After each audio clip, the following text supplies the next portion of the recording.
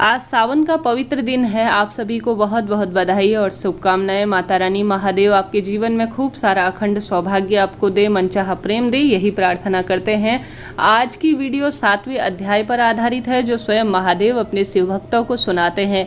इससे पहले हमने शिव महात्म्य के 6 अध्याय श्रवण किए। आज 7वां अध्याय श्रवण करेंगे। कहा जाता है इसको श्रवण करने मात्र से जीवन में दुख तकलीफें दूर होती है और रोग कर्ज मुक्ति होती है। स्वयं महादेव ने इसमें ऐसी बातें कही हैं जो अपने शिव भक्तों को सुनाई हैं। उन्हीं का वर्णन है जो जीवन में सारी दुख तकलीफें, दुख जो पीड़ा है उन्हें मिटा देती है और कई ज्ञान के अनुभव हम सभी को प्रदान करती हैं। देर न करते हुए शुरू करते हैं। आप सभी को श्री शिवाय नमस्तुभ्यम, हर हर महादेव। कमेंट्स बॉक्स में आप सभी भी जरूर से मंत्रों का दान करते हुए लिखिएगा। चैनल पर नए हैं तो लाइक शेयर सब्सक्राइब करें। आवश्यक रूप से महादेव कई तरह का आपका जीवन खुशियों से भंडार के रूप में भरेंगे। आरंभ करते हैं। यह 7वां अध्याय स्वयं महादेव अर्थात ईश्वर ने सनत कुमार से कहा कि हे सनत कुमार, अब उत्तम मंगलवार के व्रत को कहूँगा जिसको करने से वैदभ्य का नाश होता है, जिसका नाम मंगला गौरी व्रत है। विवाह उत्तर अर्थात विवाह के 5 साल तक इस व्रत को करें। विवाह के बाद पहले श्रावण के महीने मंगलवार को इस व्रत का शुभारंभ करें। फूलों, केले की खंभे, नाना तरह के फलों, रेशमी कपड़ों आदि से एक भव्य पंडाल का निर्माण करें। उसमें अपनी सामर्थ्य अनुसार सोने अथवा अन्य धातु के गौरी जी की प्रतिमा स्थापित करें। मंगला गौरी का पूर्ण रूप से पूजन करें। 16 दुर्वा दलों से, 16 चिड़चिड़ा दलों से, 16 चावल और 16 चने की दाल से पूजन करें। 16 बत्तियों का एक दीपक या 16 दीपक जलाकर भक्ति द्वारा दही तथा चावल का नैवेद्य समर्पित करें। देवी के नज़दीक सिलबिट्टा रखें। इस प्रकार 5 साल तक श्रावण के प्रत्येक मंगलवार को व्रत करें। फिर उद्यापन कर माता को बायना दें। बायना इस प्रकार दें। मंगला गौरी की एक पल अथवा आधा पल या चौथाई पल अर्थात यथाशक्ति सोने की प्रतिमा बनाएं। सामर्थ्य अनुसार सोने या तांबी से निर्मित घड़े से चावल को भरें। फिर उसमें पहनने के लिए कपड़े तथा चोली रखें। उसके ऊपर मंगला गौरी की प्रतिमा रखें। देवी के नज़दीक चांदी के सिलबट्टे रखें। इस प्रकार माता का बायना दे। तत्पश्चात 16 श्रृंगारित ब्राह्मणियों को भोजन करा दक्षिणा देकर विदा करें। हे विप्र, इस प्रकार व्रत रखने से 7 जन्म तक सौभाग्य प्राप्त होता है। सनत कुमार ने ईश्वर से पूछा, हे शंभो, इस व्रत को पहले किसने किया था? वह उनकी क्या इससे पुण्य फल प्राप्त हुआ था? मुझसे कहो। यह सब मुझसे विशेष जानकारी के लिए मैं उत्सुक हूँ। तब प्रभु बोले, हे मुनि, पूर्व काल में कुरु प्रदेश में एक श्रुति कीर्ति नाम वाला शास्त्र ज्ञाता कीर्तिमान वह शत्रु रहित राजा राज्य करता था। पुत्र शोक छोड़कर उसे सब प्रकार का सुख प्राप्त था। संतान के लिए वह राजा हमेशा चिंतित रहता था। पुत्र दुख से दुखी उस राजा ने एक बार जप और ध्यान युक्त होकर देवी की आराधना की। उसके तप से प्रसन्न हो देवी ने कहा, हे राजन, वर मांग। श्रुति कीर्ति ने कहा, हे देवी, यदि आप प्रसन्न हो तो श्रेष्ठ पुत्र प्रदान करें। राजा की ऐसी वाणी सुनकर मंद मंद मुस्काती हुई देवी ने कहा, हे राजन, तुमने दुर्लभ वस्तु की याचना कर ली है, लेकिन कृपा कर तुमको पुत्र दूंगी।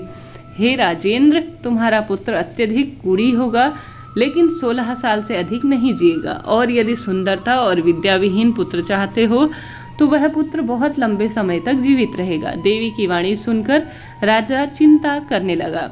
उसने अपनी भार्या से विचार कर संपूर्ण सुलक्षण युक्त पुत्र मांगा। तब देवी बोली, हे राजन, मेरे दरवाजे पर एक आम का पेड़ है। मेरी आज्ञा से तू उसके फल को तोड़कर अपनी पत्नी को खाने के लिए दे दे। उससे खाने से तुम्हारी पत्नी अर्थात रानी गर्भवती हो जाएगी। राजा ने ऐसा ही किया। फल के खाने से रानी गर्भवती हो गई। 10वें महीने देवतुल्य पुत्र प्राप्त हुआ। हर्षित राजा ने शिव स्मरण करते हुए उसके सब संस्कार उसे करा दिए। उसका नाम चिरायु रखा।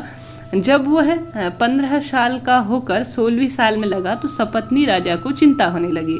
राजा ने विचार किया कि यह पुत्र बड़े होकर कष्ट प्राप्त करेगा, अपने समक्ष इसकी मृत्यु कैसे देख पाऊंगा। अतः राजा ने पुत्र को मामा के साथ काशी भेजने का प्रबंध किया। रानी ने अपने भाई से कहा कि तुम कार्पटिक वेश धार कर धारण कर इस लड़के को काशी ले जाओ। मैंने पूर्व में ही पुत्र प्राप्ति के निमित्त भगवान महामृत्युंजय की प्रार्थना की थी कि हे देवेश, पुत्र की प्राप्ति होने पर उसे जग पतित की यात्रा के लिए भेजूंगी। अतः तुम पुत्र को इसी समय ले जाओ, उसकी यत्न से रक्षा करना। बहन की वाणी सुनकर भाई अपने भांजे को लेकर काशी चला गया। उस दिन पश्चात वह आनंद नगर पहुंचा। वहां वीरसेन नाम का एक राजा राज्य करता था। उसकी कन्या का नाम मंगला गौरी थी। वह कन्या सर्वगुण संपन्न और रूप से अति सुंदर थी। वह बालिका सखियों के साथ एक रमणीय बगीचे में खेल रही थी। उसी समय राजपुत्र चिरायु तथा उसका मामा दोनों वहां पहुंच गए। वे दोनों बालिकाओं को देखने की इच्छा से वहां ठहर गए। इतने में ही खेलती हुई बालिका में से एक बालिका ने क्रोध से कहा, राजकुमार से अत्यंत कठिन दुर्वचन अर्थात रंडा कहा। इस दुर्वचन को सुनकर राजपुत्री ने कहा कि तू अयोग्य वाणी क्यों बोल रही है? मेरे वंश में कोई स्त्री ऐसी नहीं है। मंगला गौरी के व्रत के प्रसाद और प्रभाव से मेरे हाथ से चावल जिसके मस्तिष्क पर गिरे उसका विवाह मेरे साथ हो जाएगा, तो वह अल्पायु होकर भी चिरायु हो जाएगा। तदंतर सब बालिका अपने घर चली गई। उस दिन राजकुमारी का विवाह था। उसका विवाह बाल्यावस्था में बाल्यक के देश के दृढ़धर्मा राजा के पुत्र सुकेतु से होना निश्चित हुआ था। वहां राजकुमार मूर्ख, कुरूप और कान से काना था। अतः वह पक्षियों ने मंडप में उसके स्थान पर कोई अन्य वर ले जाने का निश्चय किया। ऐसा सोचकर वर पक्ष चिरायु के समीप जाकर उसके मामा से बोले, हे बालक हमें दे दो, यह बालक हमें दे दो, क्योंकि आपके बालक द्वारा हमारे कार्य सिद्ध हो जाएंगे। यह सुनकर उसका मामा हृदय से राजी हो गया, क्योंकि उसने वाटिका में बालिका की वाणी सुन ली थी। लेकिन वह बोला कि आप लोग बालक को क्यों चाहते हो? कार्य सिद्धि के वास्ते वस्तु मांगी जाती है, परंतु वर की भिक्षा नहीं मांगी जा सकती।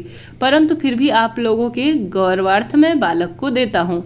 वर पक्ष के लोगों ने चिरायु को लेकर जाकर विवाह कार्य को सिद्ध किया। सप्तपदी आदि कार्य होने पर रात में मंगला गौरी अर्थात गौरी शंकर के समीप वह चिरायु मंगला गौरी के साथ सो गया। उस दिन चिरायु का 16 साल समाप्त था।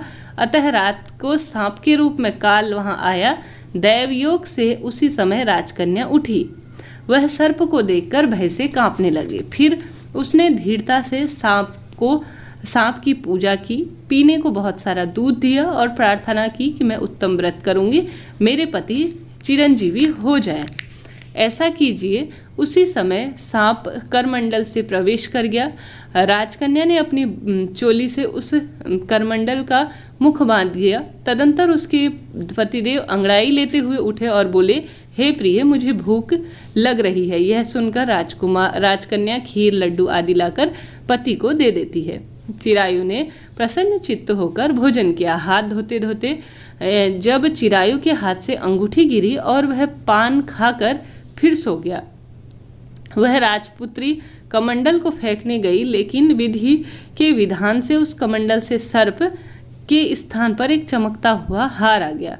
उस हार को देखकर वह बहुत आश्चर्यचकित हुई और वह हार अपने गले में धारण कर लिया। कुछ रात जब शेष रही तो चिरायु का मामा उसे ले गया।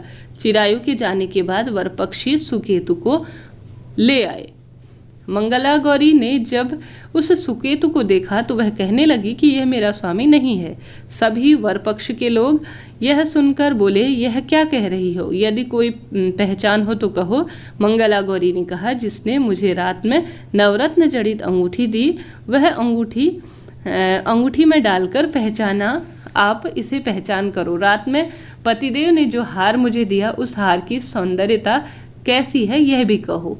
तथा रात में आम्र सेवन के बाद मेरे पतिदेव का केसर युक्त पैर मेरी जांघ से लगा होगा, सब लोग उसे भी देखे। रात्रि के समय जो कुछ बातचीत हुई तथा भोजन हुआ, उसे भी यदि यह कह दे तो यही मेरा पति है। लेकिन चिन्हों में से सुकेतु के बतलाए हुए एक भी पहचान में नहीं आए। तब सब लोगों ने सुकेतु को वर मानने से इनकार कर दिया। वर पक्ष के सभी लोग सभी जैसे आए थे वैसे ही चले गए। मंगला गौरी के पिता सुकीर्ति ने एक सत्रह यज्ञ किया, एक साथ कई 17 यज्ञ किए तथा बाद में उन्हें मालूम चला कि वर पक्ष द्वारा उलटफेर इत्यादि किया गया था। राजा ने कन्या को महल के बरामदे में बैठा दिया। 1 साल तक यात्रा करते हुए चिरायु अपने मामा के साथ फिर अपने ससुराल के हालचाल देखने आया।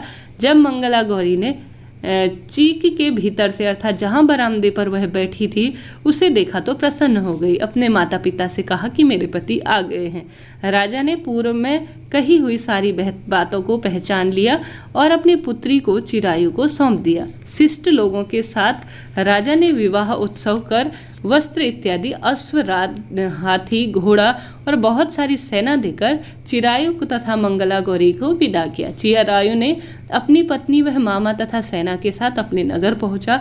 जब चिरायु के माता पिता ने लोगों के मुख से उसके आने का समाचार सुना तो उन्हें विश्वास नहीं हुआ, लेकिन भाग्य के विपरीत कैसे हो सकता है। इस बीच चिरायु अपने माता पिता के पास आया और प्रेम मग्न होकर माता पिता के चरणों में गिर गया और प्रणाम करने लगा।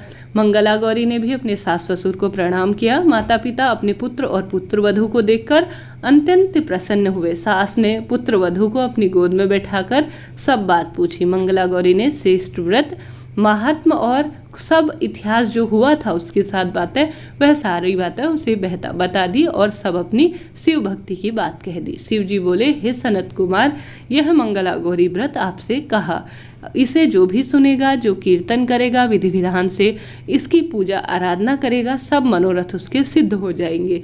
तो इस तरह से यह 7वां अध्याय था जो हम सभी ने श्रवण किया। यह अपने आप में दुर्लभ है। इससे पहले आप सभी ने 6 अध्याय सुने हैं, तो आप सभी का बहुत बहुत आभार और धन्यवाद।